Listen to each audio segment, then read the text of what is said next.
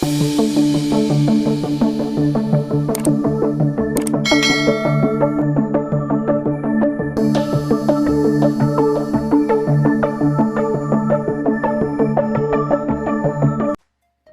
tayo magpatuloy, huwag kalimutang mag-subscribe sa aking channel.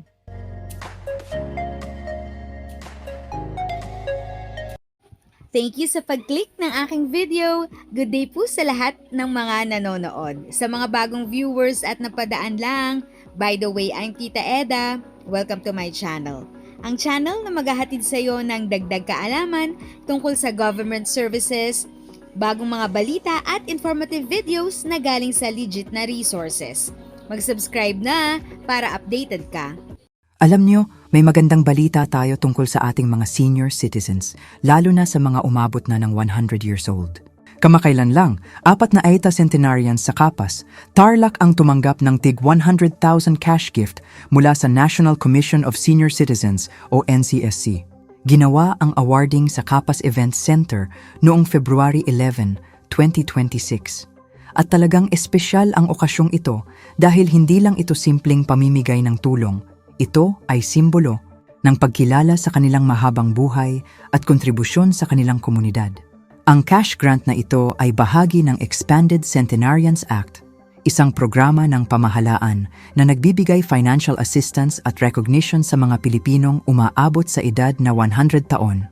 Layunin ng batas na ipakita na pinahahalagahan ng gobyerno ang sakripisyo, karanasan at inspirasyon na naibibigay ng ating mga lolo at lola na nakaabot sa ganitong milestone.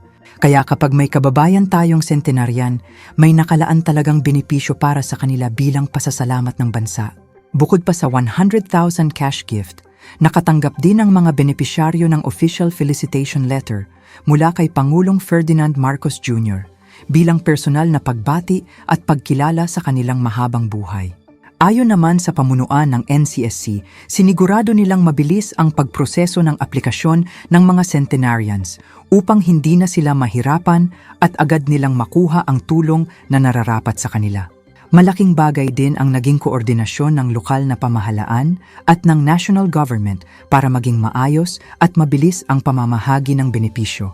Dagdag pa ng NCSC, patuloy pa nilang pagbubutihin at bibilisan ang distribution ng centenarian cash gifts sa iba't ibang bahagi ng bansa para mas maraming senior citizens na kwalipikado ang agad na makinabang sa programa. Sa ganitong paraan, mas napapalakas ang suporta at pagkilala sa ating mga nakatatanda na naging mahalagang bahagi ng paghubog ng ating mga komunidad sa loob ng maraming dekada. Sa kabuuan, ang ganitong mga programa ay paalala na hindi nakakalimutan ng pamahalaan ang ating senior citizens, lalo na ang mga umabot sa isang siglo ng buhay. Isa itong konkretong paraan ng pagsasabi ng salamat sa kanilang kontribusyon, karanasan at inspirasyon na patuloy nilang ibinibigay sa susunod na henerasyon. If sa tingin mo, natulungan ka ng video ko na ito, nakasave ka sa oras mo, you can click yung thanks button at any amount ay malaking help sa pag-grow ng channel ko. Yun lang po muna ang aking update. Sana ay nakatulong na dagdag kaalaman ang aking shinare today. Ang goal ng aking channel ay mag-create ng awareness. Kung ganitong mga topic ang gusto mo, panoorin mo ang mga videos ko na ito.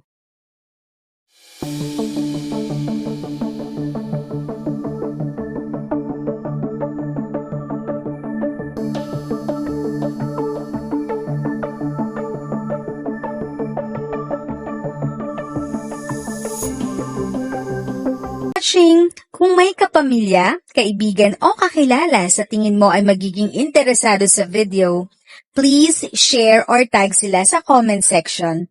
At syempre, if nagustuhan mo ang video, i-like mo na ito at subscribe ka na din.